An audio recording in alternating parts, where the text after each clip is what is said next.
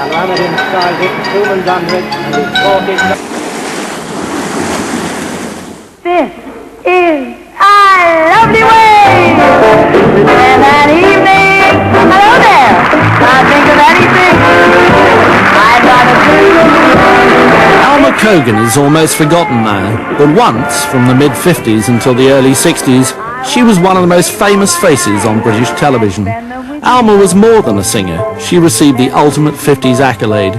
She was a personality, a meter and a greeter, one of the first beneficiaries of the emerging television industry's need to create celebrities. The medium and her message seem made for each other.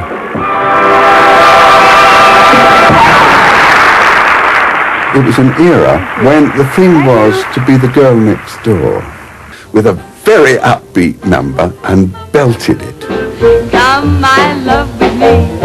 Take me by the hand. In the mid-50s, babies boomed, and so did Alma Cogan, singing out, above the sound of howling infants, to proud parents in new homes with freshly acquired television sets. Alma Cogan was a really big sort of person. She filled people's lives in the 50s. I mean, she wore big dresses, she had a big face, she had glossy, shiny hair, she had a big voice. And she received big offers from big agents. I mean, she was large and gigantic. And we lived in a tiny, sort of sheltered, protected world as children in the 50s. And to us, she represented a kind of escape. I'll close your eyes and hold me tight. Then we'll climb the stairway of love tonight. Whatever show you turned on seemed to be Alma Cogan on it, you know. I mean, in a way, for me and for people of my generation, she was my first experience of what we now call media, with a capital M. And because she was the first experience of it, somehow, in a strange way, she was the strongest experience of it. Come on, now, let's see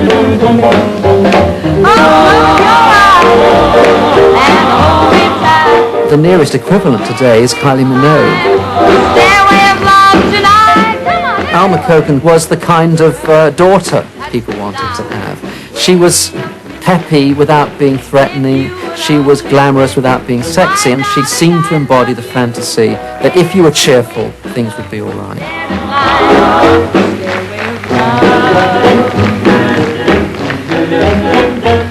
On television, in that fledgling journalistic form, the television magazine, on radio, on record labels, Alma Cogan provided what the times needed, light in the murk of post-austerity Britain. She was the first female British singer to make #1 on the domestic hit parade and a fixture on the screen. So she was a logical choice when Lime Grove celebrated a decade of post-war television to represent the female face of mid-50s, pre-rock and roll, pre-teen music. Introducing one of television's brightest stars, Alma Cogan. The city is a great big smoking monster. Man is its slave by night and day. Man is the slave that only wants to get away.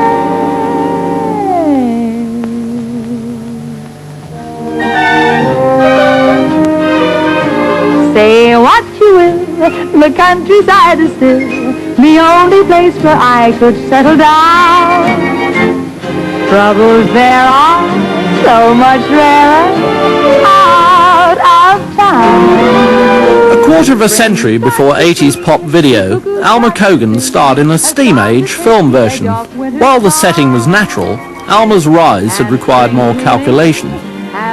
God gives people a voice, and what you do with it, you can make it grow, you can extend it, but you can't change the inherent quality. The different way was the delivery of a package to an era struggling out of war, rationing, drabness and queues. It included an over-the-top style and baroque dresses which owed a distant debt to Dior's 40s new look. The result was her first hit, Bell-Bottom Blues, and a catchphrase at the dawn of the media's interest in pop, the girl with a giggle in her voice.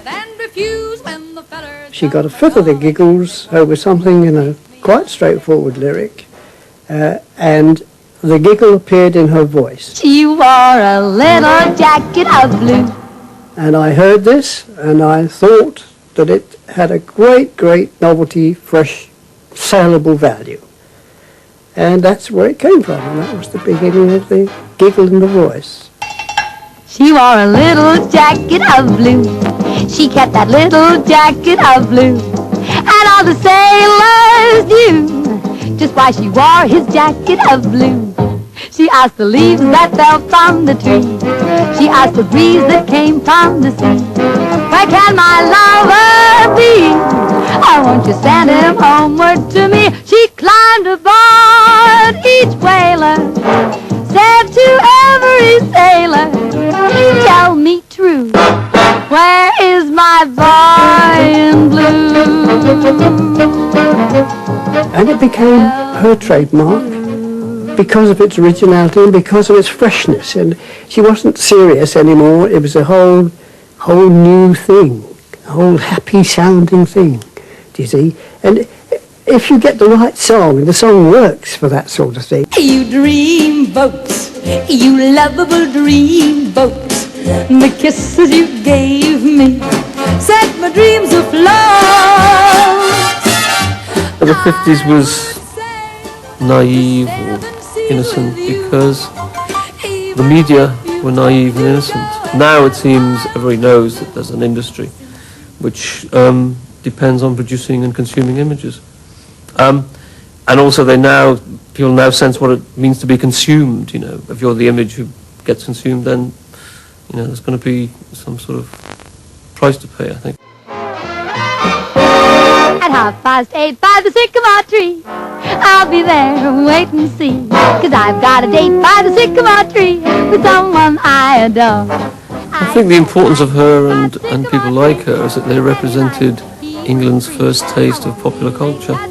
The mainstream of English life at that time was terrified of youth, glamour, all those things, sexiness, all those things we now think of as popular culture. Alma Cogan, I think, was one of the first great embodiments of those things. She threw off that kind of stultifying, boring Englishness. With everything just right, we're all in love by the sycamore tree tonight. Girls, do you have trouble finding an escort to take you to the dance? Then why not go along unaccompanied, like Alma Cogan? 20 tiny fingers, 20 tiny 20 Tiny Fingers, together with Where Will the Baby's Dimple Be, located Alma Cogan as radio's big sister. Then she made the transition to a new medium. After the coronation in 1953, television had taken off. Beaming out on baby boom families, she was an idea whose time had come.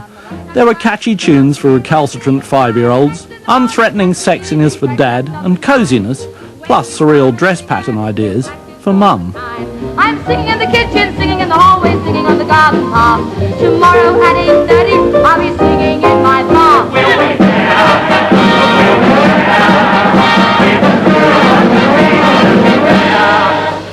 But I need... You heard people like Alma on radio and on records, and you got them into a television studio as quickly as you could. You need fire. It's bands that really play. She was everybody's favourite guest. She would sing, she'd dance a little, she'd engage in crosstalk, could handle a funny line extremely well. So she was, and she looked good. So she was a gift to any television producer.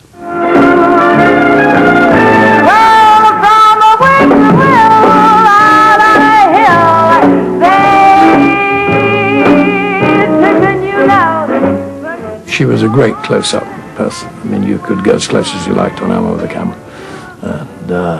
And she wore clothes that, as I say, sparkled, and she lit the screen up. And she had enormous confidence, you see.